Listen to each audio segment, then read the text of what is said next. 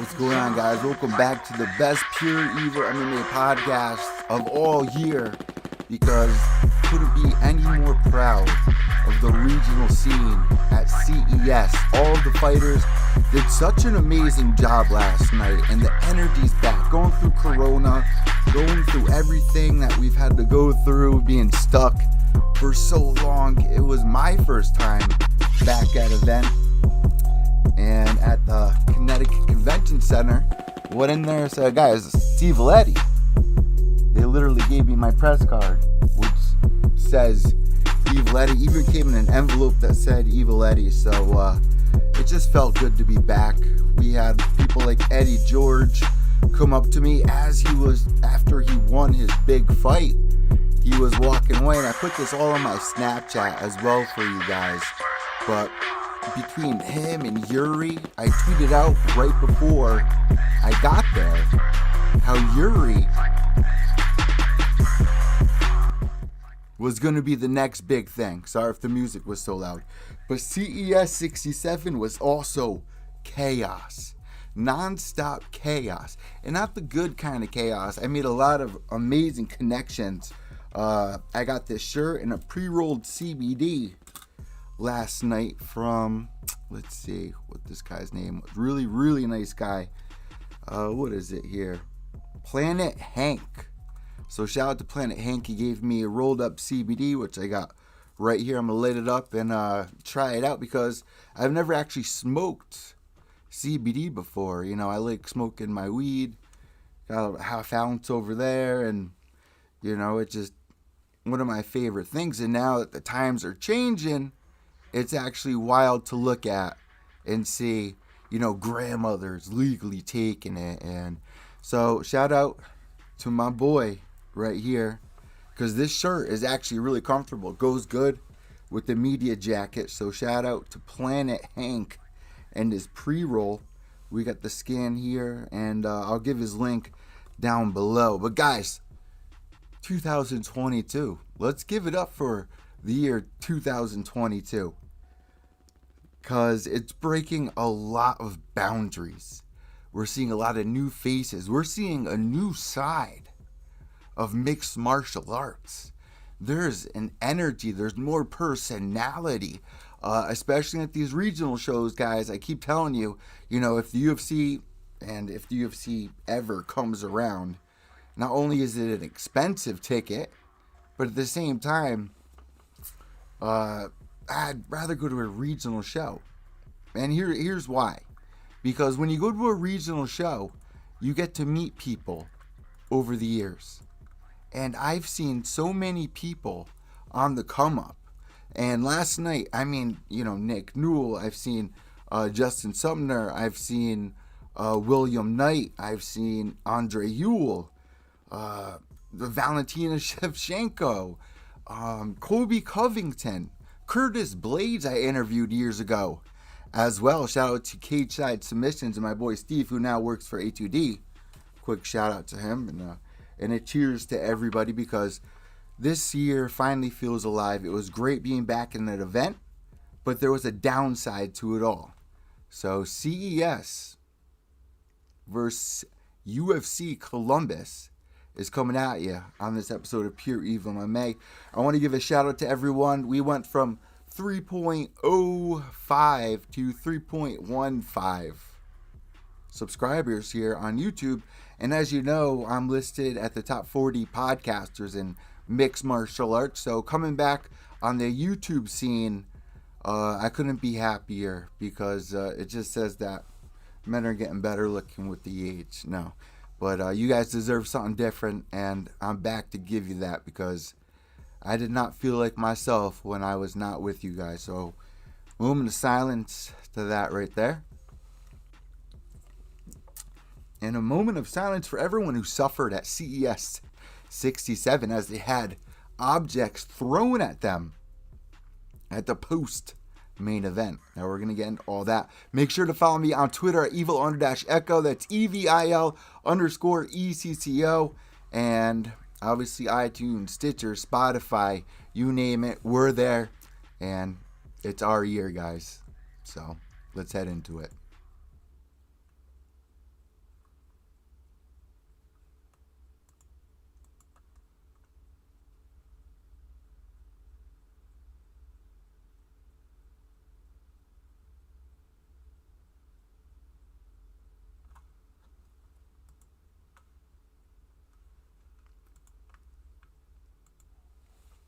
last night at it's not CVS.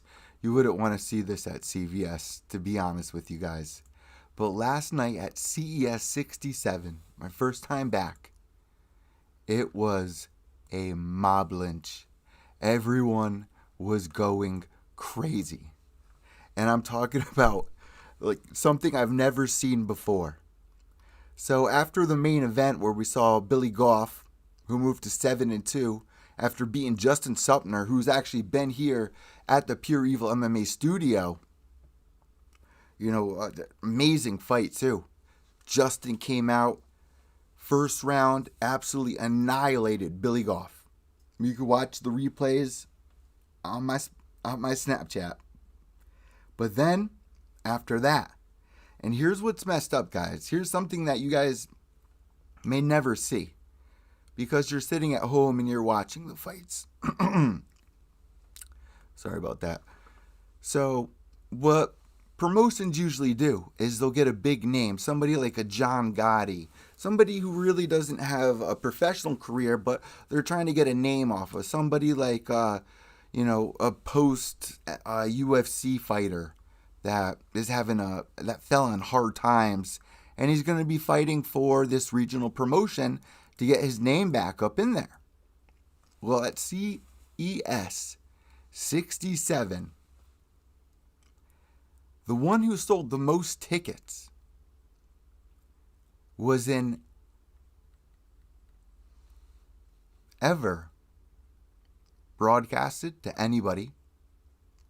There's a deep story that goes back.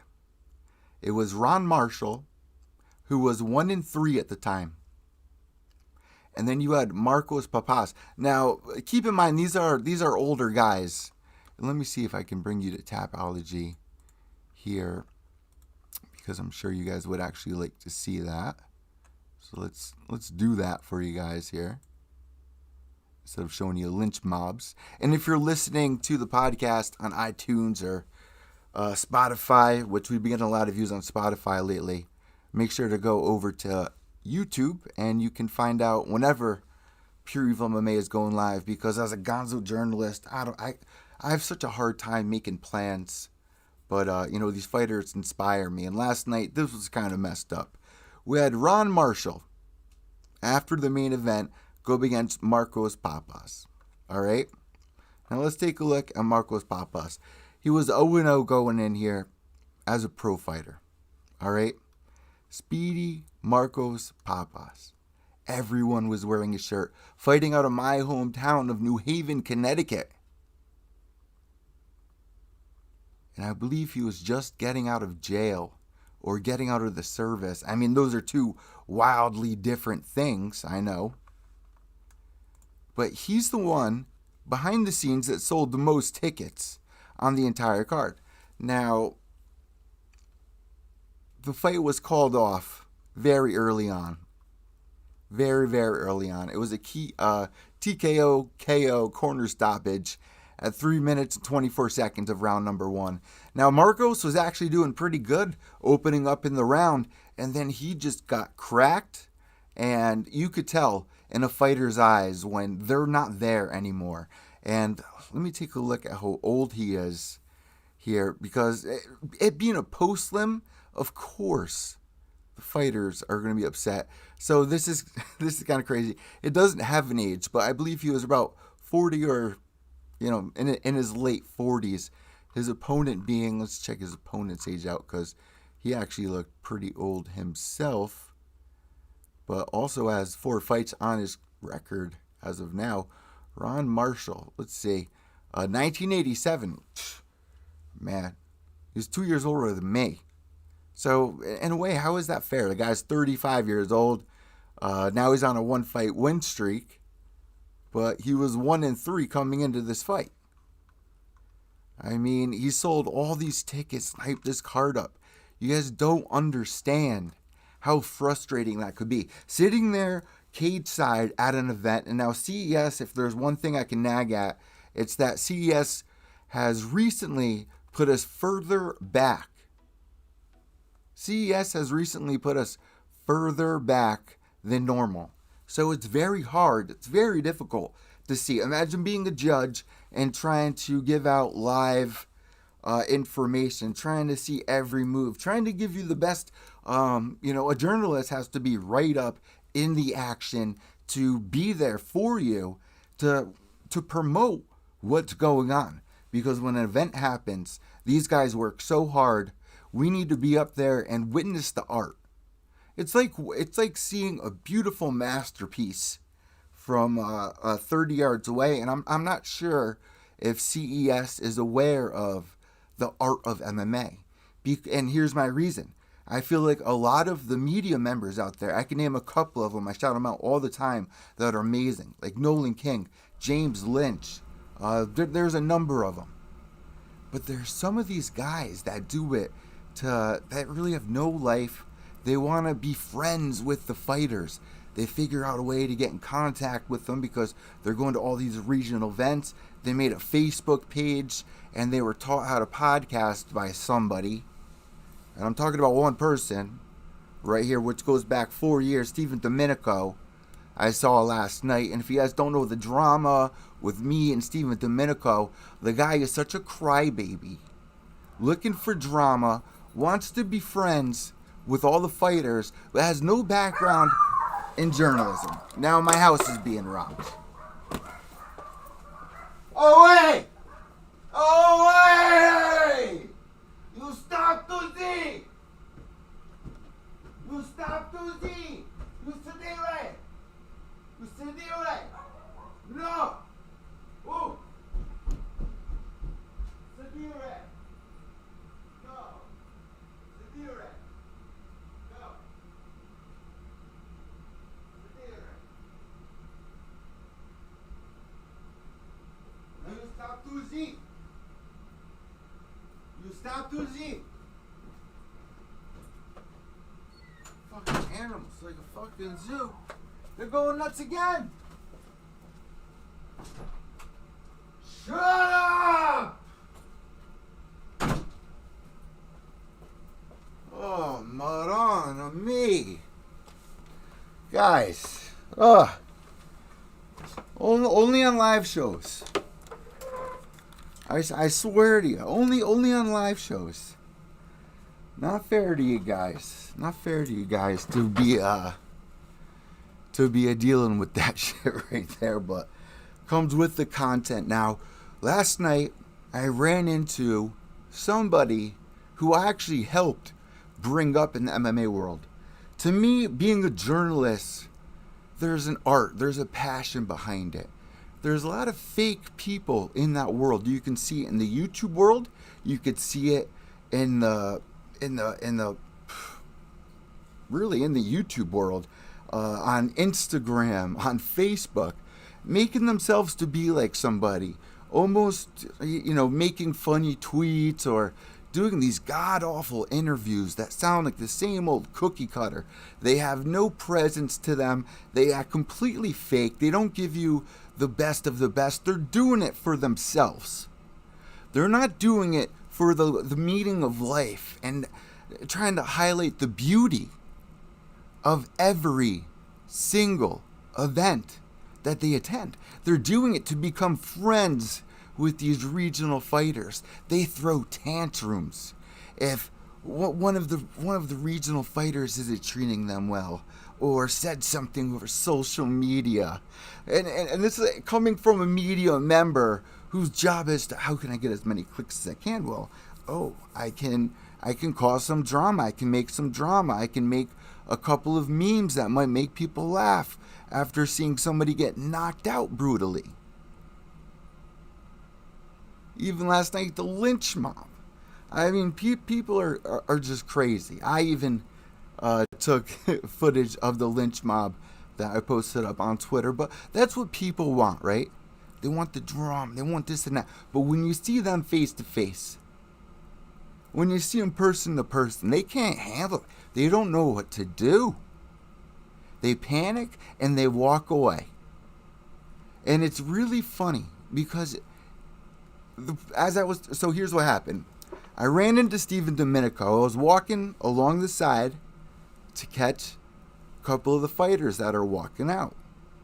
to help promote CES. Happy to be there. My artistic level is as high as it could be. I'm there witnessing the beauty, living in the moment. I see Steve Domenico, and our beef back in the day came from, and now listen to this, our beef back in the day literally came from, this is going to blow your mind. This is going to sound like some schoolyard nonsense, like little boy stuff. He was upset that I interviewed Joe Giannetti after Joe Giannetti and him didn't get along. As if I wasn't going to cover a big story. As if that had anything to do with me. As if I didn't make arrangements with this person weeks ago. As if I didn't deliver an amazing interview. As if the interview had anything to even do with you. You let it infect your brain. You let it bother you.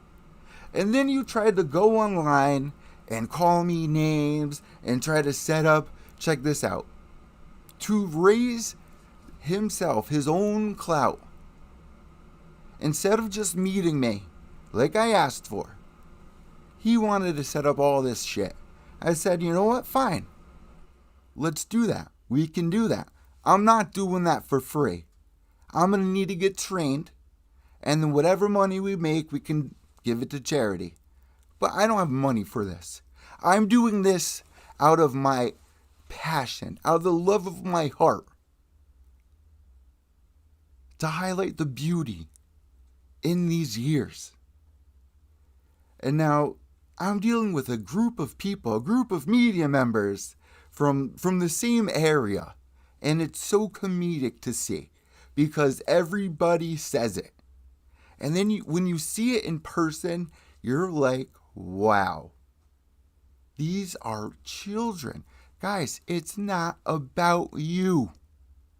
It's not about you. It's about covering the event. It's about putting out the best content.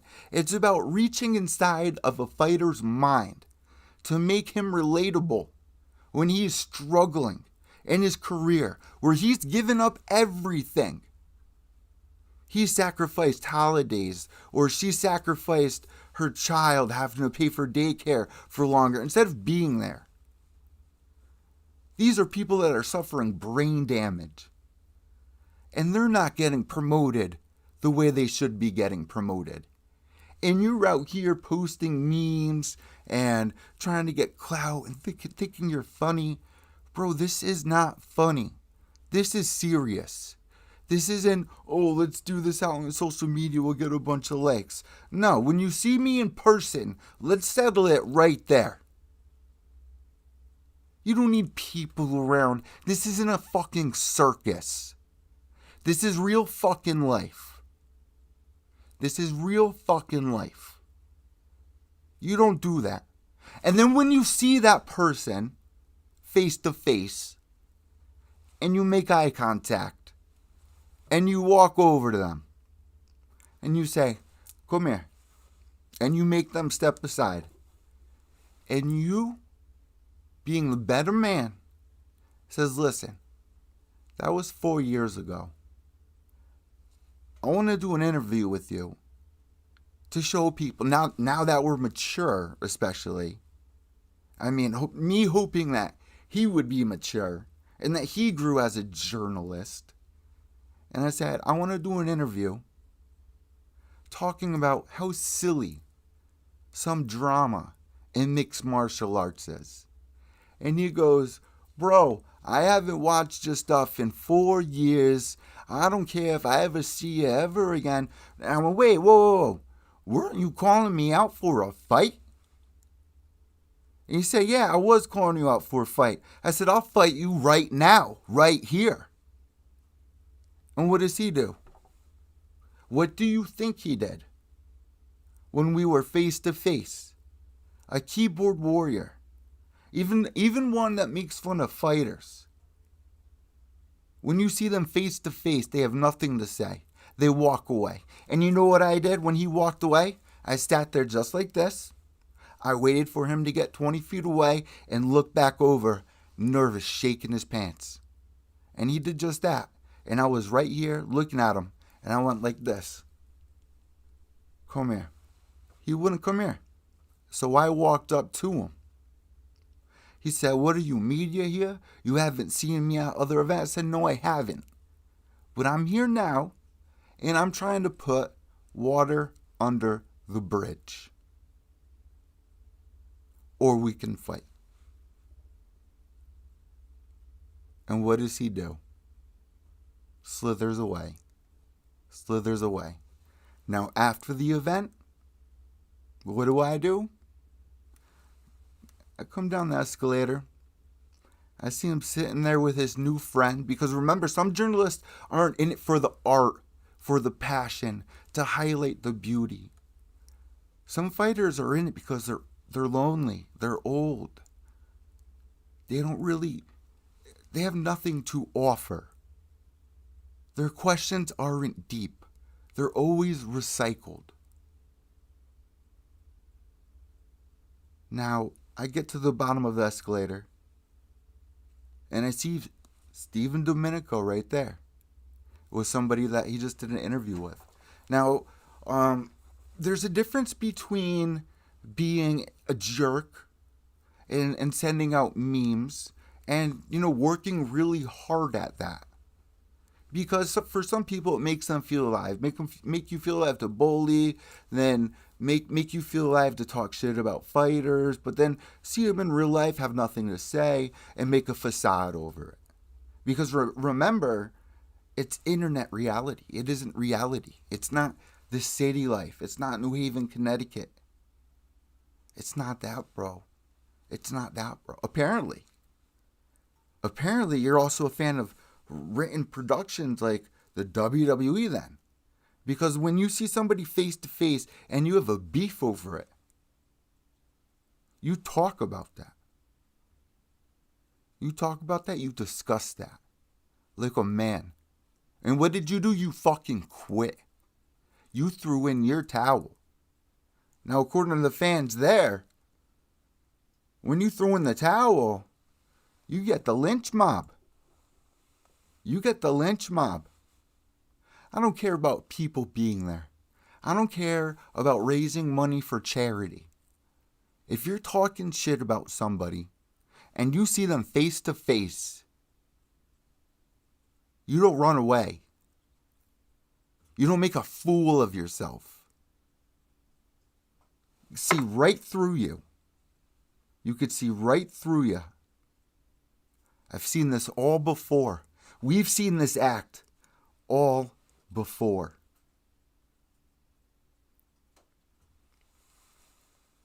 You're nothing but a replaceable journalist. Let's face it. If you went away, no one would miss you. You don't do it for the right reasons. You're a fake. You're a phony, Steve Domenico. You have no balls. And you want to cover mixed martial arts like it's the WWE. And it's not. This is real life. This is real-time shit. Justin Seltner going in there last night. Going through his journey. Getting onto Dana White's Tuesday Night Contender Series. Nick Newell. I can go through the list of fighters if you want. Joe Giannetti doing the best that he could on The Ultimate Fighter. And I've seen the screenshots. And this is how fake you are. I've seen the screenshots of you going, Joe, even though I'm giving you beef, now that you're on The Ultimate Fighter, I kind of want to just put that under us. Oh, that's weird. Because you're mad at me, not for doing anything personal to you, but for doing an interview with Joe Giannetti. Isn't that why you sent him a message like that? You're fake. You're not real. I'm not the only person who said this about you. This is not the first time I've heard it. It's not the first time you've heard this in your life before your Facebook MMA journey. You have no credentials besides being lonely, besides wanting to feel important. It's not about that. It's about maturing. It's about looking at these fighters going through what they're going through. Look at Mike Kimball back on the CES card last night. This is a kid that was on top of the freaking world just 3 years ago, going into Bellator. And what happens at Bellator? He gets an insane knockout in the first couple of seconds of his fight. Now, this is another reason to go to regional fights, because you see the come up of it, and it's beautiful. You're watching something blossom. You're watching these kids go in there and give it their all, and they're making the biggest sacrifices that you or me may never make. Because what happens when you get to Michael Bisping's age? What happens when you're even Justin Sumner's age? What happens when you're Joe Giannetti's age? It's harder to get into the UFC. It's harder to get back in the UFC than it is to get in. And there's a reality there.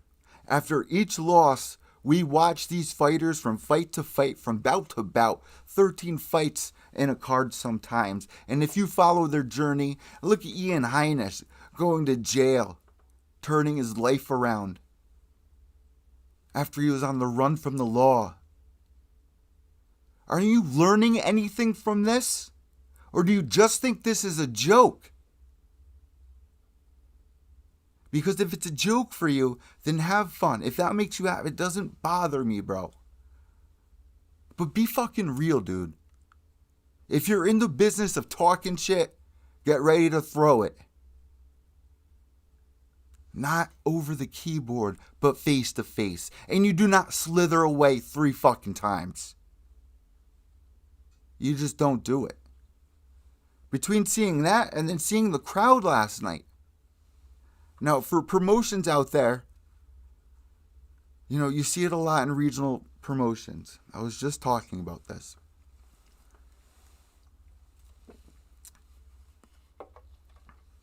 They need to fill the place up. You see it at Cage Titans, you see it at Cage Warriors, you see it at CES, you even see it at Bellator. Usually at Bellator, they'll have fights afterwards because they need to fill the arena. Now, that's what happened last night with Marcos Papas and who do we got here? And I watched fans deliberately grab their drinks and throw it. Literally throw it. Let me see. Where's my phone at here? Let me show you guys something. I got this. You know what? I have it on my Twitter, I believe. Let's go to my Twitter. Let's check this out. Oh, man. Last night was a duty, and it was one hell of a night to be back in mixed martial arts covering the sport. Because it's just, it's just insane. It's just absolutely insane. Some people are delusional. Come on, man. Can we get in here? Yeah. Let's go. Bada bing, bada boom. Enter code. What's my code, guys? My code's 3462222. Well, fuck. I kind of lied about that, and you guys saw it. How about that? All right, let's go to my profile. Let's see if I actually did tweet this video out, because I do want you guys to really see it, where the crowd just went absolutely insane. All right, so that was from yesterday. Let me actually... Here's a clip from last night. Now, let me actually just tweet this out for everybody. And just say CES fight. Let's do this real quick. CES fight. Kind of a stupid tweet, but hey. Let's go to Pure Evil on Twitter. Learn how to spell that. Is it this one? Yeah, Pure Evil MMA _. Alright, I literally just tweeted it out and it's not even there. Well, how do you like that? How do you like that? Let's try this one more time here. Oh, man. What the hell's going on here? Pure Evil MMA. Show me my freaking tweet. Here we go, guys. Here it is. TKO round number 1. Ron Marshall. Here to say a couple of words.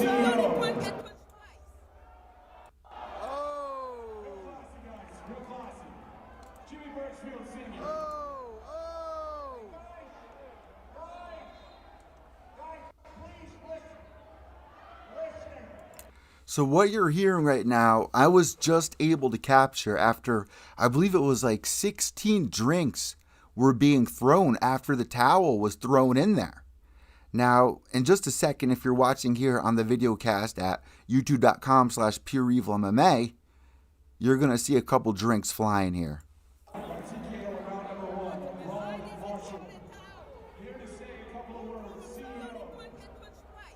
There's one.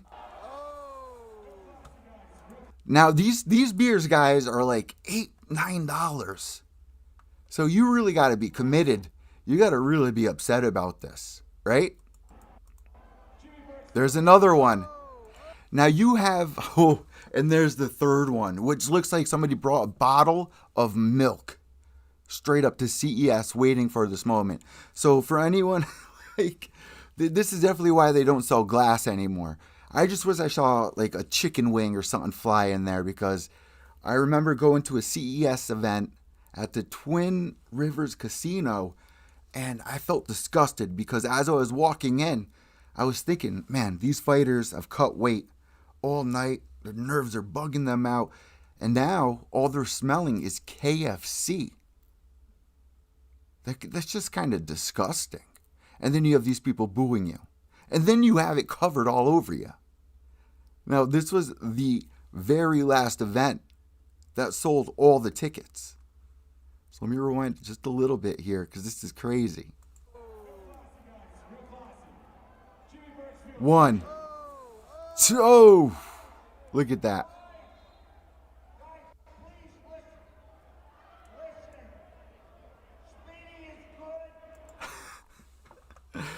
They're like, Speedy is good. Guys, and here's the other thing that kind of, it's like, don't do that. Don't do that at an event. I understand you're upset. It is messed up that, why wouldn't you put that card, that fight, on TV? We bought all of these tickets. He did such a hard time training. The beauty inside of that, and you seeing that. You know, one of the most fascinating things that you have to try to figure out is, why am I making the next action that I'm making? And for what reason? And this is just kind of explainable. But you're covering, and keep in mind, Robin Black used to do commentating for this. So it would be him in there. Jimmy Birchfield, he's an older gentleman. I understand it, but it's disgusting to see. This goes back to, what was it? Ryan Fitzpatrick? What the hell was his name? Where I just picture him hiding under the desk next to Michael Bisping. Just all, I think it was in UFC Mexico. What was it? It was Yair Rodriguez, Jeremy Stevenson. Is that what it was? I believe that was what it was. But guys, this just isn't a good look for us, for mixed martial arts fans. But if you've never been to an event, this is how things can get. Think about Jose Aldo going in there against Conor McGregor and the build-up for that. Khabib versus Conor McGregor and the violence, the videos that we saw afterwards of people just getting to these, they're fighting for their country. They feel like it has some actual meaning. And if you guys ever seen A Bronx Tale, there's a very famous scene next to, there's nothing worse in this world than wasted talent. But there's another scene where Colagio, as a kid, he's looking up to Mickey Mantle. He loves Mickey Mantle. It's the one thing in his life that he feels gives him purpose. And Sonny, the head of the mafia, in this kid's block tells him, shatters his reality. And this has happened to a lot of us. Tells him, yeah, what does Joe DiMaggio care about you? What has Joe DiMaggio done for you in a while? And the kid sits there and you think Claudio thinks about it. Nothing. He's done nothing for me. He's done nothing for me. So it's oh, I forgot where I was going with that, but in comparison, it's just like we forget sometimes what's reality, what's important, what makes us a better person. And last night at CES, I saw a lot of my friends, and shout out to Yuri, who I tweeted out earlier off in the night, Eddie George getting the majority decision, Mike Kimball, round 1, 3 minutes and 4 seconds, mounted guillotine choke, getting that submission done. Now Mike's on 4-3, and you think about his career, I think I was just talking about Mike Kimball, and I'm going to be trying to get him back on the show. You know, this is the kid we saw in Bellator get a very early knockout. His career started shining. This is right when iPhone X came out, and I did a Gonzo MMA journalism review where you guys got to see what it's like to be on press row and see behind the scenes.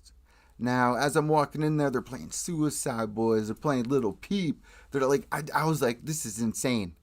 Whoever is DJing this is awesome. I'm sitting right there. We had Iggy as the photographer. An amazing event.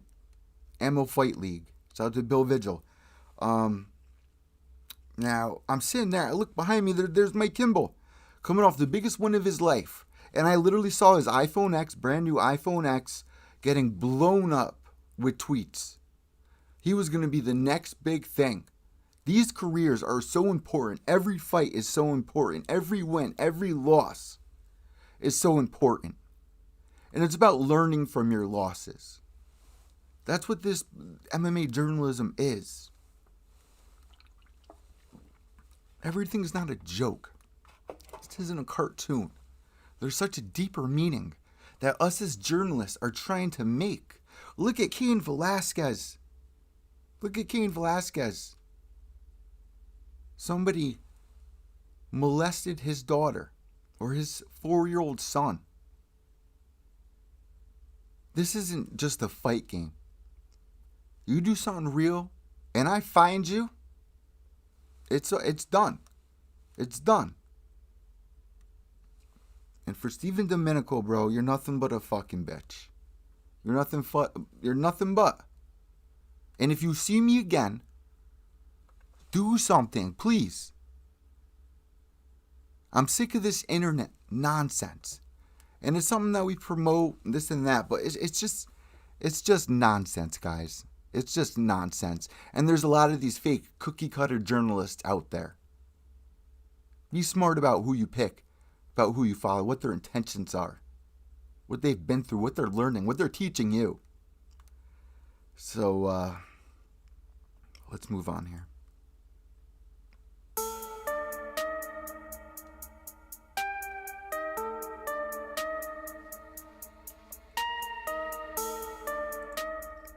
UFC Columbus went down last weekend. And I know it took me a minute to do my update for everybody. But I'm telling you guys right now, UFC Columbus was one of the craziest cards I've seen. Because, you know, going into this fight for that main event, Curtis Blades, who, you know, is at the top of the division. He's another guy. He's another guy that he's only lost. What is going on here?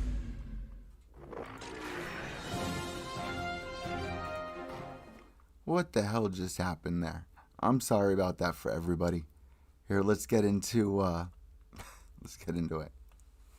So, UFC Columbia. Let's bring that up on Tapology. And they also have the card up for everybody right here.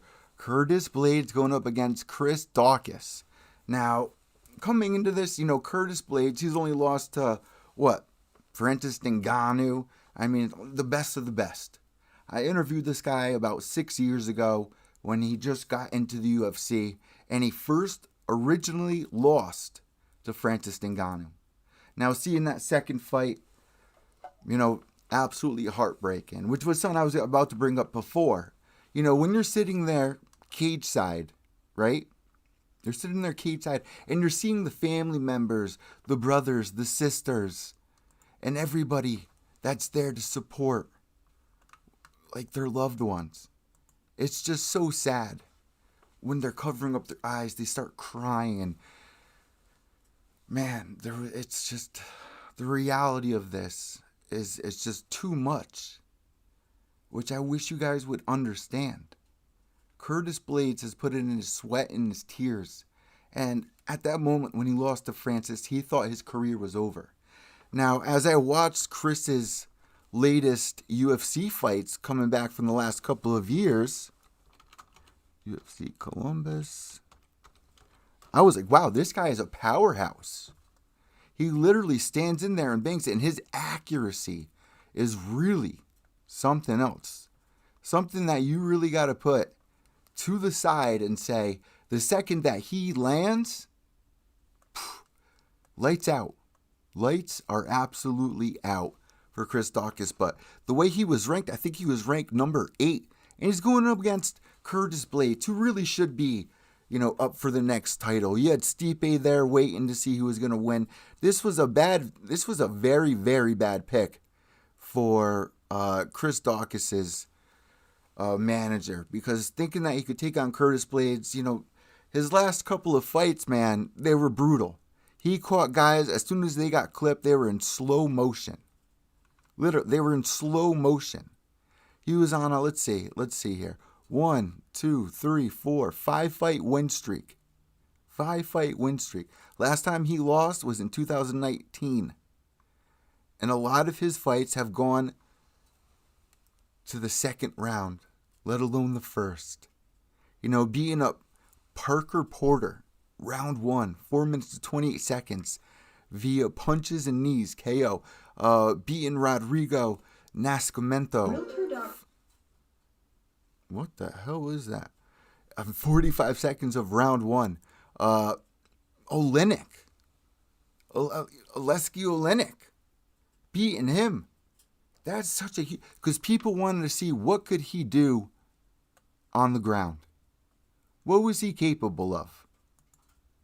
And he showed everybody what he was capable of. But this was not the right fight for him to pick. At all. It's kind of sad, because out of that heavyweight division, there's just so many other options. Now I'm trying to actually find a page for you guys. And I think this is it. Nope, CES, the Blades photo. All right. Sorry for anybody listening to the podcast right now. But, Daukaus, he wasn't really ranked that high. And then getting a win in 2021, once again, over Shamil. I mean, that right cross to ground strikes, where it seemed like he didn't want to finish the fight, because he was like, dude, this dude's out. This is going to put damage to his brain for the rest of his life. I'm landing elbows clean. I thought that it was a very accurate striker. Curtis Blades wasn't even trying to wrestle with him. Curtis Blades has been in this business for so long. He's seen plenty of fighters that have gone out there and have tried to do the same exact thing that Daukaus was going out there to try to do. Now, Curtis the Razor Blades, man, you got to be an argument that he's got to be next in line for the title. I mean, you got Tai Tuivasa as well, who was calling out Stipe on the MMA Hour. Now, it looks like Curtis has not faced Stipe Miocic. And I think it would be a much better fight for Stipe to step back in there and go against Stipe Miocic. It's about time. It's about time. Curtis Blades was telling Chris, go to 205. Not everyone is a heavyweight, but I got to disagree with that man. I think he needs to be a little bit stronger with his striking. So, what do we do now for Chris Dukakis?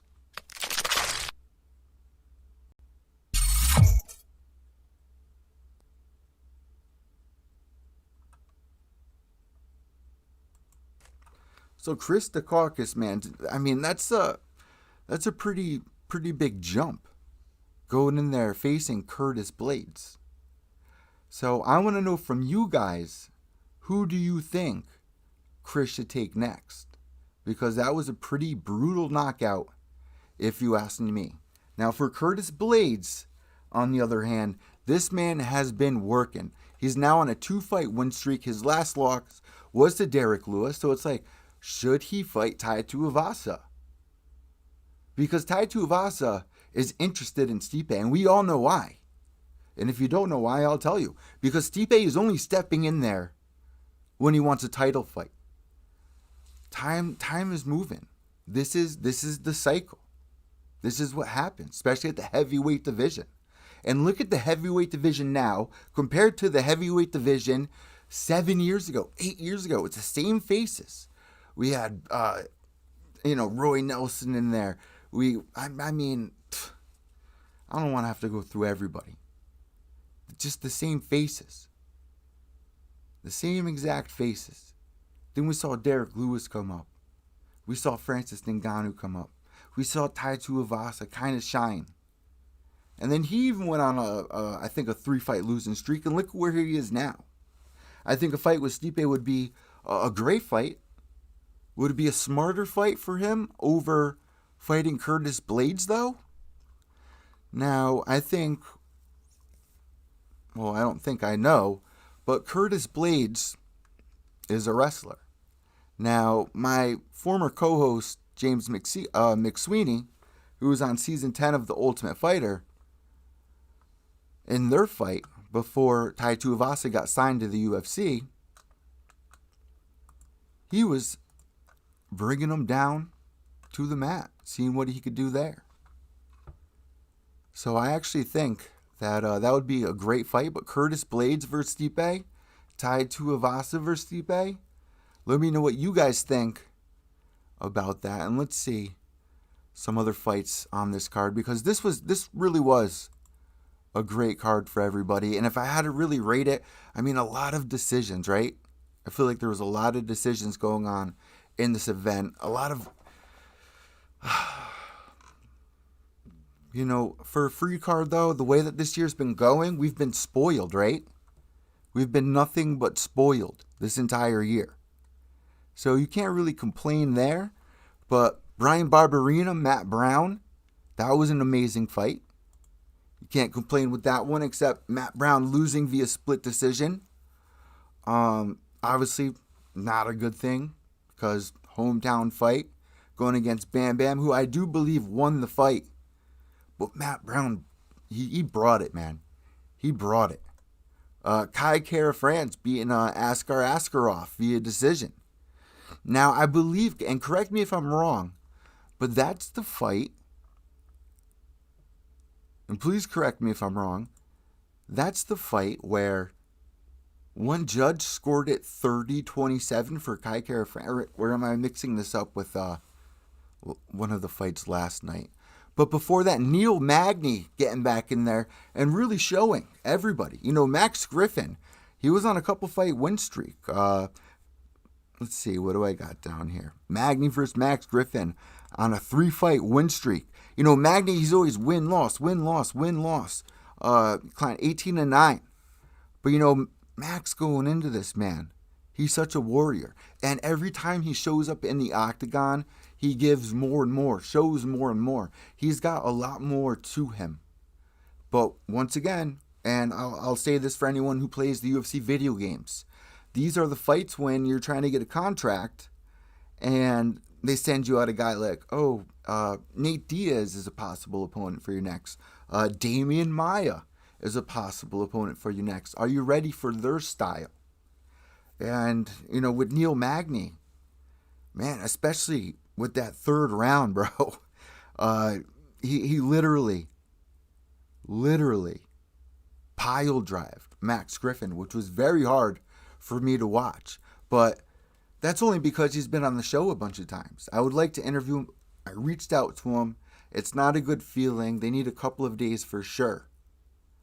But great fight for Brian Barberina. Great fight for Neil Magny especially. I mean, where does Neil Magny go from here, moving forward? Let's take a look at his last couple of fights, because he's fought the who's who.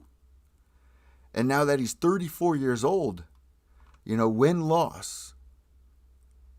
Win-loss. Beating Robbie Lawler. Beating Anthony Rocco Martin. Beating Jinghe Lee. Losing to Santiago Ponzinibbio back in 2018. Beating Craig White. Beating Carlos Condit back in 2017.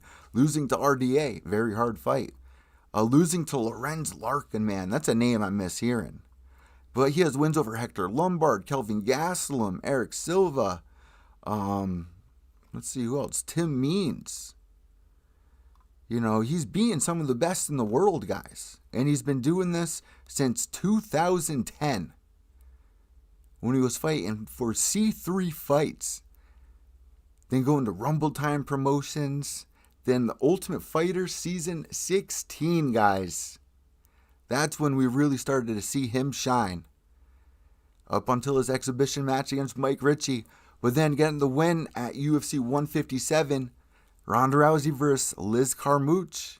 Going on a 2-fight losing streak. And it's so weird because when you see these fighters and you don't know what stage in their career that the UFC officials are looking at them as.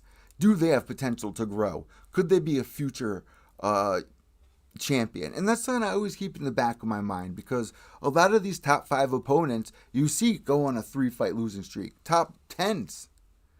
You're facing the best of the best in the world. And I think that's what it came down to. Neil Magny saw tons and tons of other Max Payne Griffins with almost 40 fights. He's 26-8. So shout out to the Haitian sensation, who is Neil Magny. Now also Kai Kara France, getting that decision, man. I mean, Askarov 14-1. Next in line for the winner of Figgy Marino 4. Is that what you guys are thinking? Because he's tweeting out, let's see who's the real God of War. Looking for a July fight. Now let's look at Kai Kara France's streak here. I actually have it on my other screen, which is kind of unfortunate for you guys here. Kai Kara France, 24-9. Kid's only 29 years old, so usually in your prime. His last loss was to Brandon Royval back in 2020, but recently on a 3-fight win streak, 2 of those wins in first round. Before that, beating Tyson Nam, losing to Brendan Moreno. So, of course, that would be a huge, huge reason, especially if Brandon wins in Mexico. I believe that's what they're trying to set up here. So, other than Brendan Moreno and Brandon Royval, we're going back to 2016 for his last losses. Now, that fight that he had against Cody Nolov, I don't think anyone will forget. And that's another situation to look at. Look at the career and the beauty of the story. I have his book around here somewhere of Cody Nolov's come up. Even though he wasn't on season 22 of The Ultimate Fighter, he was in the UFC, making a rise. And I'll never forget him beating Thomas Almeida. I think it was the night of Conor Diaz 2, I think. I was in Martha's Vineyard at the time. It's quite some time ago, actually, now that I think of it. But Cody Garbrandt, man, how everyone was rooting for him. The little boy who had cancer. How Uriah Faber never got to beat Dominic Cruz. And seeing that video backstage of Uriah Faber crying in his arms. Seeing Cody Nolov in that main event, trying to win the belt. Not just for the little boy with cancer, to show if you put in the work, you can win, you can fight. but he gave us like times 3 of a Rocky story as Uriah Faber's in the corner, who was never able to beat Dominic Cruz. Now remember, going back to, what was it, WEC? Young Dominic Cruz, then coming back, beating Uriah Faber. And then years later, they got into that big cat fight, and I believe Uriah Faber retired after that. And then he came back, I think. My mind's foggy. I mean, there's just so many beautiful stories. But Cody No Love, to see where he was back then, to see where he is now in 2021. I mean, he's kind of the stories of one of those guys that, I don't know if it was cockiness. I don't know what it was. And it's also weird for that gym, for Team Alpha Male, because during that time and during the season of Ultimate Fighter, season 22, it really fell apart after TJ Dillashaw left. Dwayne Ludwig went in there, and man, everything fell apart. And Connor got the credit for calling that out. Saw right through him.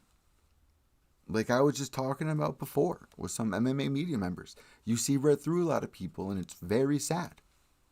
It's very sad. And they don't want to accept it. But the reality is there. But the reality is always there. So we'll see what goes on with that. If you guys want him to fight the winner of Figgy versus Marino 4, which is actually crazy that they're doing. Mark Diakasey coming back. Record of 15-5, getting a win over Vyacheslav Borshev. But another story of a guy who came into the UFC early on. Right? Let's see how long ago he entered the UFC. All right, 2016. Wow, man, that goes way back. All right, so comes in the UFC, gets round 2 win via punches at the Bisping Henderson 2 fight.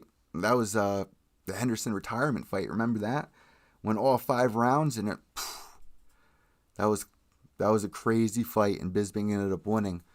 Beating Frankie Perez. I mean, coming up, man, he was knocking people out in 30 seconds. Remember the interview with Dan Hardy? And shout out to Dan Hardy for giving Pure Evil MMA a follow on our Twitter page, man. That means a lot. Always respected your work and understand that you have a different way of seeing not just the art of mixed martial arts, but the world itself. And a lot of people don't understand the whole reptilian thing. But some people just don't have 3 eyes. So thank you for that follow. But I'll never forget, DeCasey goes in there and he's like, man, I told you I'm going to go in there and I'm going to finish this man real quick. And he got 30-second knockout. Now after that, he went on a 3-fight losing streak throughout 2018. Because he was taking on opponents like Drakkar Klose, Dan Hooker, and Nasrat Haqparast. Now, this is another situation that I keep bringing up throughout this episode. You have to be careful. You know, you might think, and this is kind of the place that Tai Tuivasa is, you know, you get a win over an amazing opponent, almost kind of in a way of Francis, you know, with the knockout of Overeem. Of course, you want the guy to fight next, but does he have the wrestling skill? And that was a beautiful performance by Stipe Miocic during that event. But you know, it's also it's like the management thing, and I've heard Sugar Sean talk about this. You have to be smart about your fights. You got to think about the longevity. Your career is like trying to keep your parents alive. This is your lifeline. Like I said earlier, it's harder to get in back into the UFC than it is to get in. Like I was discussing with Joe Giannetti. It really is. But we've seen it happen before with Rumble Johnson.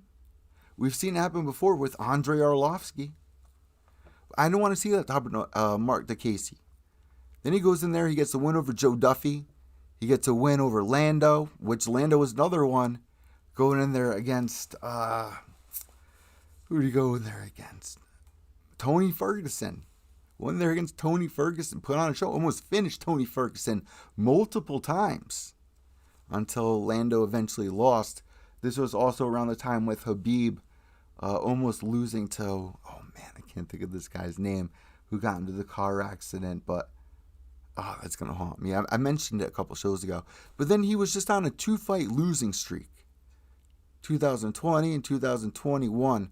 One via unanimous decision against Rafael Fiziev. And the second one lost via guillotine choke in round 1 against Rafael Alves. Now, getting this win via decision is huge, man. Because Mark DeCasey has what it takes to be a character who's also himself. But I do feel, and it happens a lot, when someone feels a sense, I shouldn't say a false sense of ego, because you work hard to get where you're at. But think of it as a samurai. Are you ready for this opponent? Because your life could be on the line. What do you do when you're out? What do you do when you're out of the UFC? What decisions are you going to make? Because you've committed your whole life to it. You're fighting for your life at points. You really are. Just like, who do we have on here? Not Sarah McMahon. We had Alexa Grasso going against JoJo Wood. And JoJo, man, another amazing fighter who had everything going for her. She started getting better. She was win-loss. You know, beating Andrea Lee, beating Lipke,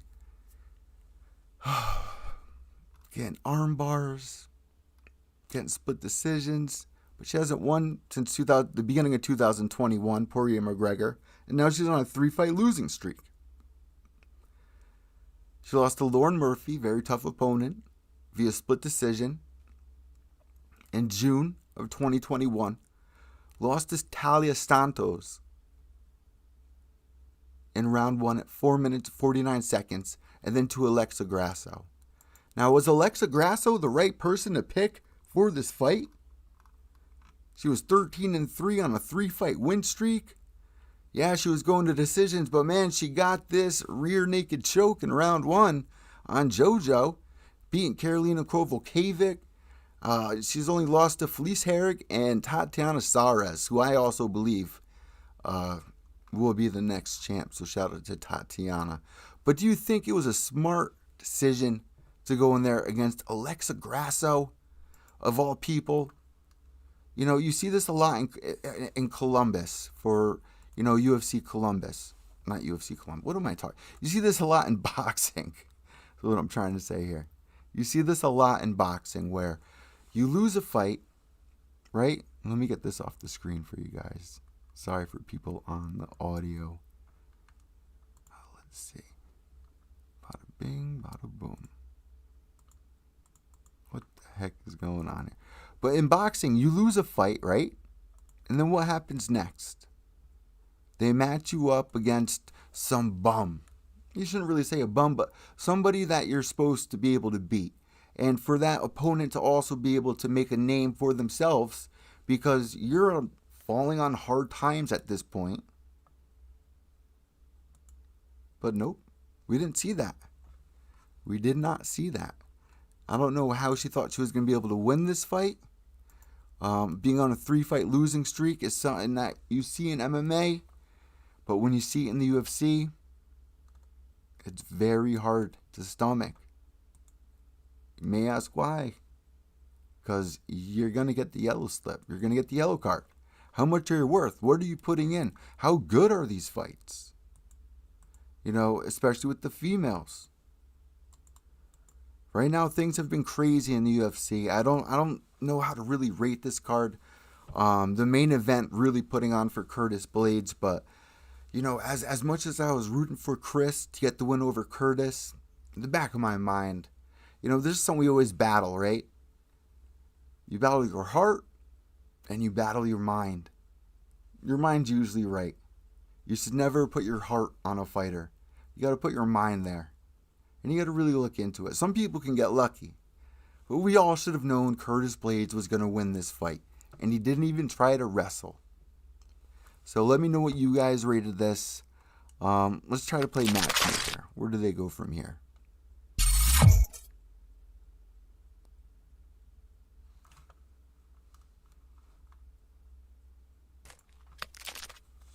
Alright, so did I write anything down for this? Did I do anything important for this? Or am I just going to have to go off the top of my head here? Hey, it looks like I didn't write anything down for this one. So let's have some fun. Oh, here we go. Next fight. Curtis Blades. Alright, this is good. I actually did write it down and completely forgot about it, because I've been trying to give you guys better and better episodes. 2022 is our year for the comeback. Top 40 MMA podcast on multiple sites. Last year I was absent. This year we're coming back. You guys need something different. I mean, you guys need some realness in your life here. So I don't know why I keep pulling that up. But all right, Curtis Blades, who's 16-3 currently, versus Tom Aspinall next. What do you guys think about that fight? For an upcoming fight for the UFC, Curtis Blades versus Tom Aspinall. Because the heavyweight division is as exciting as ever right now. And it's something that really went stale for a couple of years. Brian Barberina. Let's try to match him up against Robbie Lawler and see how he does against Robbie. Robbie's somebody that we love to root for. But ever since that Rory McDonald fight, ever since that Carlos Condit five-round war where they both put their hands up over the cage, an unforgettable moment, absolutely unforgettable moment, just hasn't been the same. But then you can look at guys like Glover Teixeira, who's been in brutal wars. And now look at him. He's the freaking champion. Look at Charles Oliveira, Kamaru Usman. Let's see what we have here for this division. All right. Let's see. What can we do with Barberina and Robbie Lawler? Let's see what we got here. I mean, Bilal Muhammad, man, I can't wait to see what's going to be going on with him next as well. Man, this is pretty tough. I mean, just look at the bantamweight division. Number 15 is Rafael Assunção, guys. Number 15 is Rafael Assunção, a guy that we are usually used to seeing ranked number 1 or 2 in that division. TJ Dillashaw still up at number 2. Jose Aldo number 3. Corey Sandhagen, who's really proved himself. Rob Font up at number 5. Even Dominic Cruz still up at number 7. I mean, look at these divisions right now. Featherweight, Max Holloway still number 1. Brian Ortega, Yair Rodriguez. Let's see who else is in here. Look at Bryce Mitchell, top 9. I remember interviewing that kid when he was like 17, 18 years old. Ranked number 9. Edson Barboza at 12. Shane Burgos. I got to get him back onto this podcast for sure. Without a freaking doubt. Wow. I mean, these divisions are absolutely freaking stacked. All right. Alexa Grasso, 14-3. Put her in there against Lauren Murphy, who apparently is ranked number 3. Which, yep, she is. Caitlin Chukagian at number 2. Serve me wrong, but didn't Caitlin Chukagian get like the pink slip or something like that? I don't really remember. Let me actually bring it up on here for you guys. UFC rankings. That way you guys can have a little more fun while watching the video cast. Hey, I know the trick around this though. You type "this is unsafe," and that's the hack on Mac. Athlete rankings. Alright, let me make sure we're in here together. Alright, good. Alright, so Alexa Grasso. Yes, I will accept your cookies. Of course. You guys want some cookies? Alright, let's check this out. What weight class is Grasso here? Grasso. Alexa Grasso. I must be blind. Grasso, number 5, moving up 4 spots. Talia Santos moving up 1. Jennifer Maya down 2. Andrea Lee still in here. JoJo Wood moving down 3 to rank number 10. And you guys can take these rankings with a grain of salt, but this actually sounds pretty accurate to me. Macy Barber, number 14.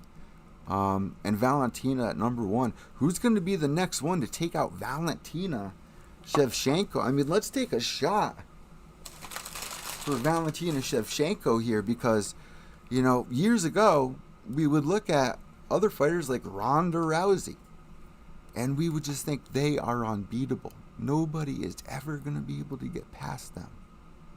And then you see this. You see Rose Namajunas become champion as well. So flyweight and for the women's pound for pound, Valentina Shevchenko is ranked number 1 over Amanda Nunes. Juliana Pena, pound for pound, check this out. Valentina Shevchenko, number 1. Amanda Nunes, number 2.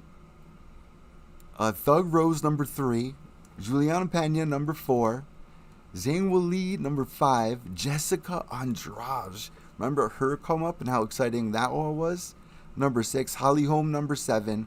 Carla Esparza, still out here doing her damn thing, at number 8. Now, I would love to hear your guys' top 5 here. So, Rose Namajunas, women's strawweight champion, and Valentina Shevchenko sitting pretty for the women's flyweight championship.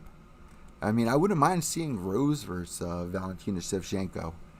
Moving on, Kara France. Where do we go with Kai Kara France? Let's check out the weight division really quick. If I can find it. Got this on such a small... This is probably going to have to do a lot of editing, to tell you that. Kai Kara France, wasn't he just calling out? Where are they? What the heck? Where'd the division go? Oh, it's right here. Alright, Kai Kara France. I'm like, where the hell is the flyweight division? They put him next to the pound for pound. Alright, so obviously, Figueiredo, champion. Number 1, Brandon Moreno. Number 2, Kai Kara France, who moved up 4 spots, beating Askar Askarov, Alexandre Putonja, Alex Perez, Brandon Royval. I mean, Matt Schnell at number 9, Tim Elliott number 11. I mean, these are guys' names that have been around forever. I'm telling you. Ever since Mighty Mouse left, man. I mean, I don't know if that was the smartest decision for him. I believe one had an event this past weekend. All right, who else we got in here? Welterweight, Neil Magny versus Wonderboy. Neil Magny versus Wonderboy. What do you guys think about that for welterweight? We got Bilal Muhammad at number 5, Vicente Luque number 4, Leon Edwards number 3, Gilbert Burns number 2, Kobe Covington number 1, Usman sitting at champ. And you got Wonderboy Thompson, another guy who is on such a come up. Neil Magny versus Wonderboy. Now, Neil Magny, I thought, where's Neil Magny on here? Ranked number 9. So above him is Sean Brady and Jorge Masvidal. Below him, Michael Chiesa and Kazmat. Below that, Jeff Neal. Ponzinibbio still hanging in at 14. Somebody that I really would love to see in the top 5, because that's where I thought he was headed. But good question for Neil Magny. I mean, you beat Max Griffin. I don't even think Max Griffin was actually ranked going in there against the number 9 guy. I don't understand that. But he did do very well in the first round, even knocking Neil Magny on his ass. But Neil Magny going up against Wonderboy at number 6. I would love to see that. Who else do we have? Matt Brown, 41 years old. hasn't had a finish. Or no, that can't be right. Only lost to the best though. He really has. Matt Brown has really only lost to the best. Welterweight champ is Usman versus number 8, Sean Brady or Bilal. Man, I really think Bilal can make a statement, but do you guys think Bilal has what it takes to become champion? Because I remember back in the day when he was fighting down in Florida. Oh, I can't remember. Not Cage Titans. What the hell is the name of the one in Florida? Oh, I'm drawing such a blank right now. But yeah, guys, let me know what you guys think is going to be next for some of these fighters. Let's go to some of the top news.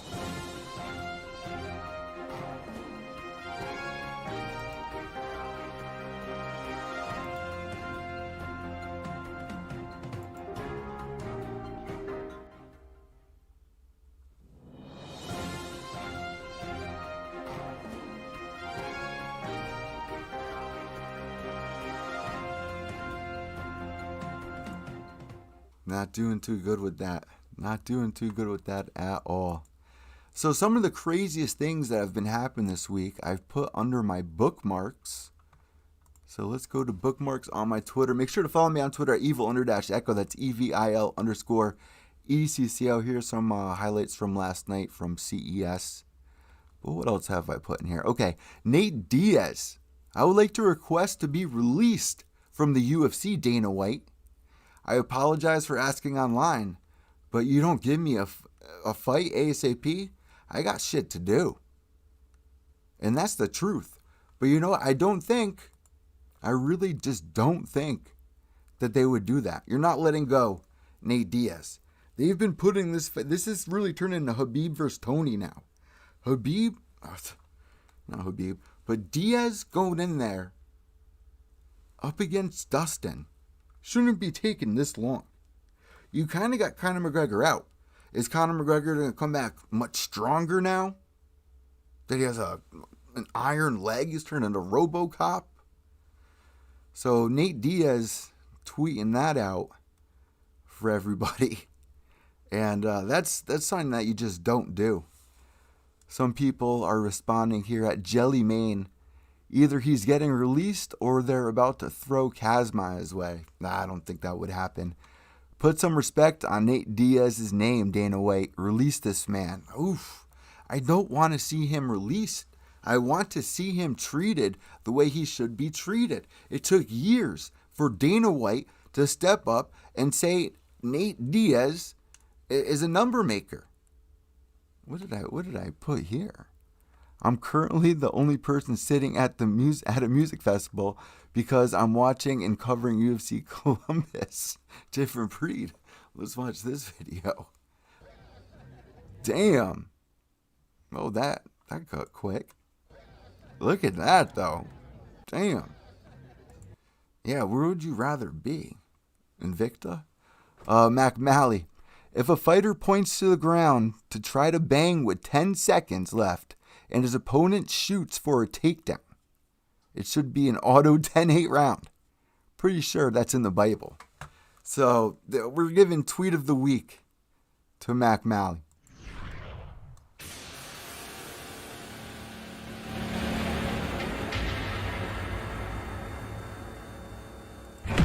So congratulations to Mac Malley. If you're not following Mac Malley, he's definitely going to be in my top 5. I'm making a top 5 video coming very soon.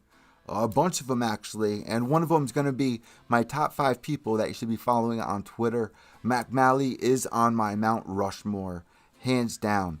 So make sure to follow him at Mac Malley MMA. That's MacMalley MMA. Look at that. If a fighter points to the ground to try to bang with 10 seconds left and his opponent shoots for a takedown, yeah, man.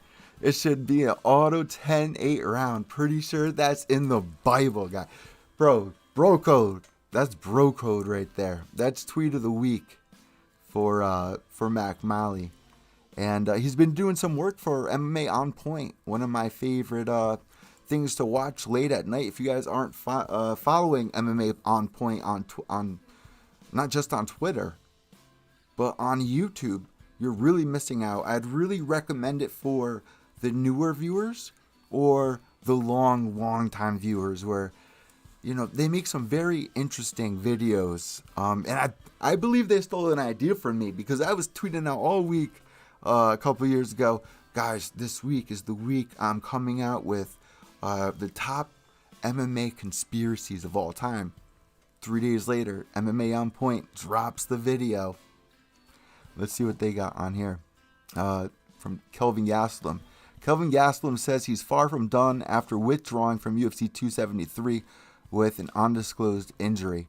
And this is a quote from Kelvin Gastelum via MMA On Point. I wish it was an April Fool's joke. It's going to be worth the ride, guys. It's going to be one hell of a book once it's all done and finished. But I'm not done. Far from it. Kelvin Gastelum. That's a perfect quote from him here. Let's see. They also tweeted out, regardless of how the situation was handled, that knee was brutal, caught in 4K. Aljamain Sterling's. Yeah, they put out some great content, guys. So make sure to go follow MMA On Point and also Mac Malley. Mac Malley, who just got the tweet of the week. And then here's a picture of Stipe dressed in a belly shirt. And this is one of the greatest heavyweights, or the greatest heavyweight of all time. And also a tweet from Mac Malley. That's awesome. I don't blame Curtis Blades calling for an interim title fight with Cyril Gane when this man is literally sitting right there. Yeah. And Stipe was fired up that night. Here's another tweet from Mac Malley pointing out Stipe, who was just hammered there in Ohio. MMA fans, where is Stipe? Fighters not calling him out is disrespectful. It's disrespectful as fuck. The UFC is doing him dirty. Stipe Miocic standing in the crowd, just hammering drinks, bro. Former 2-time UFC heavyweight champion, still ranked number 2. What is next for Stipe, guys? Gotta let me know. Also, Jetty Goodman will also be at the top here. And check this out. Neil Magny still wants to smoke with Kazmat Chimaev, who's been chilling a lot with, man, why am I drawing a blank? Darren Till. That would be a great fight. That's a fight I would like to see. That would be a fruitful fight because how far Neil Magny has come over the years. That would be a great win for Kazmat. Don't rush it, bro. Don't rush it. You got a couple of very nice wins. You get this win over Neil Magny, who is a gatekeeper. I don't see Neil Magny being champion anytime soon or ever, but he's one of the best in the world. And that's not a disrespectful thing to say at all. And no matter how the cards could be played, that could happen. You can never write down the future. You'll never do it. Glover Teixeira being a case. Michael Bisping being a case. Wow, Kazmat versus Neil Magny. That's definitely one that we want. All right, what else do we got here? And here we go. Patty does his Pee Wee Herman dance, which he did. You know, the story last week with Patty the Batty not getting paid what he was really deserved. It's really a sad story. That's something that we really need to change. I'm still waiting for not Jake Paul. Yeah, Jake Paul. I'm still waiting for Jake Paul, our White Knight, to come through with something special for us, man, because these fighters are not getting the money they deserve. Let these fighters have 2 sponsorships, because if they're even limited to sponsorships, they'll get good money for those tiny little stickers on their pants. You guys have the UFC octagon looking like a NASCAR. You have these fighters sacrificing everything while being told they can't have sponsors, but yet, right before the main event, as these fighters have prepared, they're sick to their stomach, they're about to have the biggest moment of their life, they have to hear about the new X-Men movie. Or Manscaped. or Modelo. Like, give them one sponsor. Do something. We all complained about the Reebok deal, how Reebok wasn't paying them correctly. Something has to change. What's one of the things that you guys would like to see changed in the world of mixed martial arts? Because between the judging, open scoring's been a big thing lately. So let's get into our very last subject, our evil eye of the week.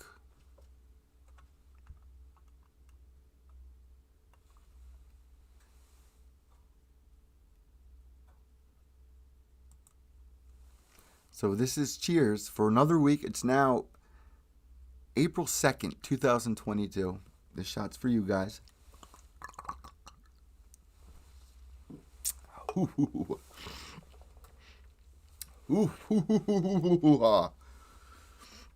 Oh, so it's wrong. No, I'm just fucking with you guys. Evil Eye of the Week on Twitter goes to no one. I mean, it really looks like the community has toned down a lot on trolling a lot of people. And when they do troll, it's not this mean, attacking fighter type thing. It's something the fighters can even get a laugh out of. Because remember, at the end of the day, the reason I do this, the reason we tune in, the reason the fighters train for this, is to always learn something. Is to always take something and win or loss. Whatever your eyes have captured, whatever emotions have been captured within you week after week, to look at the stories and realize these are just men, just like me, from all around the globe. We're more relatable than we are different. You gotta respect that. Seeing these come-ups, seeing people put their balls out on the line. I mean, Max Griffin going up against Neil Mack, he put his balls out for that fight. I don't think he was ready for that fight, but he put his balls out there, and he got his mind there, and he will work harder. There's tons of fighters like that, and it's the most beautiful part of mixed martial arts because it's real. It's not a show. And I think fighters need to start being a little bit smarter picking their fights. Make this last. Make this last. Be smart. And I know that sounds like such a stupid thing to say, but it's so true. If you want to get traded to Bellator, if Nate wants to go to Bellator, let him go to Bellator. It's not a good idea for him to go there. We saw it happen with Benson Henderson. I was there for his... That was actually the last time I ever bought an MMA ticket. And that was April 22nd, 2016. Here we go, right here. Benson Henderson gets signed to Bellator. Takes on Korshkov. He had Pitbull versus Corrales. Wow, 16, 17, 18, 19, 20, 21, 22. 6 years ago. The very last time I ever bought an MMA ticket to attend an event. Now, I want you guys to realize something about that and how important that is to me. Because what occurred that night changed my mindset forever. And it's something I hold important to me and I see within these other fighters when they step inside the cage. So in 2014 and 15, I was coming up, trying to make my name in MMA with Evil Eddie, Pure Evil MMA, working for, what was the website? Oh, man. ProWrestlingAuthority.com, I believe. Then I started working for Front Proof Media. I started working for the MMA UK. Then I worked my way up to actually work with some of the best in the world over at My MMA News, which is top 5 I'd actually give it the number 4 spot in best MMA websites of all time, because they're not just covering the UFC, they're giving you the stories of the adventures of the fighters. Not just in the UFC and Bellator. Well, they are covering the crazy stories too, but it's art covering the regional scenes, discussing things that other sites just aren't discussing, aren't making clickbaits. I'm guilty for clickbaiting a couple of times, with my thumbnails or whatnot. But it's such a weird world, man, that we grow accustomed to. And if you hang around with dogs, you're bound to catch fleas. But getting back to this, Bellator. Let's see. Mohegan Sun on Spike TV. Presented by Miller Lite. Korshkov versus Henderson. Now, Henderson making such a name for himself off of the Showtime kick, becoming UFC champ, the toothpick in his mouth. Right, I think I even have a toothpick in my pocket, because if you guys don't smoke, I recommend buying a box of toothpicks and throwing them in your mouth every once in a while. When you get out the car, go in a store, you just want a toothpick. You walk around town, you're walking your dog, it changes your voice, you start talking like a mob boss, and you become a little real. I don't know how it happens, but once it's in your mouth, you just start making orders, and I don't know what happens, man. But I really I should make my own pure evil MMA toothpick. I don't know why Benson Henderson never did something like that. I should cut him in on my deal. But it's actually, I brought these with me last night because it is badass. Think about it. You see a guy with a toothpick pumping his gas, looking like a gonzo like me, probably tripping on acid, just smoked a blunt. He's got things to do, places to go, dreams to chase, and this is where it started, guys. Right here at this event at Bellator at Mohegan Sun. And I remember going there. I bought a ticket. I think it was $40. I bought one for me. Look, I'm all pointing my toothpick and shit. I bought one for me, and I bought one for my girl. And we went to Mohegan Sun. And what happened was, the kid I started Pure Evil MMA with, which I don't even think it was called Pure Evil MMA at the time. Maybe it was. I think it's even still on my YouTube channel if you go all the way back. There's even a couple episodes with me and my ex-girlfriend, believe it or not. But, for me, a lot of you know that I've been doing media since I was 7 years old, interviewing Stone Cold Steve Austin on air, on the radio. My dad's best friend was a big DJ down at KC 101 here in Connecticut, and it just inspired me. It changed my life. Reading Fear and Loathing in Las Vegas, playing sports my entire life, writing poetry, writing music, being a musician. And then, during those years of high school, when The Ultimate Fighter was out, Bully Beatdown was out, those years watching the UFC.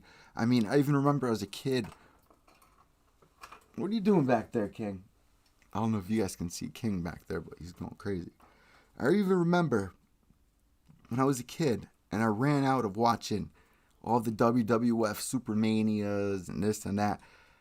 They start coming out with tapes like Jackass and ECW, or like Backyard Wrestling, bum fights and stuff like that. But you'd go into Blockbuster, Tommy K's, and that was the first time me and my dad watched a UFC event. And even till this day, my dad always brings up Henzo Gracie. What are you doing, King? Always brings up Henzo Gracie. And one time I brought my sister to a Bellator event, and as I'm walking out, I don't know what he's got. As I'm walking out, who is it? It's always Gracie standing there with Vanderlei Silva. And I'm like, Gianna, oh my God, do you want a photo? Because my father was outside getting the car for everybody. And he didn't know That's a bond right there. I even remember watching Mike Tyson bite off the ear of Evander Holyfield, but in my mind, and this is the Mandela effect, I remember seeing them zoom in on the piece of the ear on the ground, and I was like, this is actually real? This is happening? And it was at my uncle's house, blah, blah, blah. But, all right, going back to this night with Benson Henderson. I get to my seats. Me and my girl, we get up there. And a matter of fact, Steve Domenico, oh, wow. This comes to a full circle, actually. Wow. This is not set up or anything. This is crazy. Or was it a different event? It might have even been a different event. But Steve Domenico was supposed to pick us up from the train station. And my train was 20 minutes late, and he left me there. This was actually for a line fight, Zarina Bars versus Angela Whitley. That's what it was. Steve Domenico leaves me there. And then by the time I ordered an Uber and got there, he wasn't even fucking there yet. So it's like, some people are just real scumbags. Some people are just so fake. And they love typing now. But to your face, you see them slither. And that's exactly what happened this night at Bellator. I show up there. I get my tickets from my past co-host, who I'm friends with now. His name was, I called him Mateo. And during one of our podcasts, I think it was like episode 2 or something like that for Pure Evil MMA, I started talking about Rampage and how I thought it was really the end of Rampage's career, which it ended up really being. And Rampage even blocked me at this point, which, you know, there's no reason for that. I'm just giving my opinion. I respect your career. You could do more than I could have ever done. You're an amazing father. But I was just giving my opinion because I wanted to know what everyone else thinks. I was making my predictions. This kid throws a tantrum. He storms off. We didn't talk for a while. The night of the fights, he shows up with 3 of his friends. I show up with me and my girlfriend. I get my 2 tickets. I go inside. My co-host doesn't talk to me. He's sitting with his friends. Me and my girlfriend are like, this is just crazy. And I could tell that he was like, oh, Eddie thinks that he's going to be on press row soon. And going to be doing this and doing that and getting all these big interviews. Because I was going to broadcasting school at the time. I was excited. I was motivated. It gave me life. It's been 16, 17, 18, 19, 20, 21. Been 6 years since I put a needle in my arm, actually, because of mixed martial arts. It's been 6 years since I put a needle full of heroin into my arm because I had nothing left to live for. I had nothing left to live for. Mixed martial arts, rediscovering mixed martial arts, making a Twitter account, going to broadcasting school, having radio experience, being the character I've always been. You know, between being on the all-star team for baseball, being the captain of the football team, while I'm wearing a polo and have a Nirvana shirt underneath, while playing in a metal band throughout high school. I've always been me. The only time I've been down is when people make me feel like I must conform. But all I'm doing is taking in the world, taking in the beauty and wanting to share that. That's what an artist does. And I made a promise that changed my life this night. And I remember going out with my girlfriend during a little break of the fights. And I went off. I was like, this is fucking bullshit. I know that he's making fun of me. He doesn't think I can get on press row. 2 months later, I was on press row at the next Bellator event. Where was my co-host? He showed up to the weigh-ins and he wanted autographs from his favorite fighters. I'm not in this for autographs, for photos. I'm in this for what I see as the true beauty in life of fighting. Because we can all get weak. And when we get weak, we can collapse. And it takes someone else to pick us back up sometimes. You know, growing up with my grandfather as a pastor, reading the Bible, read the 10 Commandments, I'm so confused at this time in life how people's brain works, why people are so selfish. If you can be anything in the world, why be mean? Why not be nice? Why not try to inspire? Why not try to create something beautiful? If there's anything negative going on, and you have grown over the years, put water under the bridge. Laugh about it. Because you know what? It's only going to hurt you. We're all just going to be ash in an urn one day. That's it. Chase something. But don't be selfish about it. Make your life have a meaning beyond what it means to you, but what it means to be alive. And try to paint that like one of my favorite Blind Melon lyrics. I know we all can't stay here forever, so I'm going to write my words on the face of today. And then they'll paint it. And with that being said, guys, this has been another episode of Pure Evil MMA with Evil Eddie. And remember, without evil, there's no purity. Behave yourselves.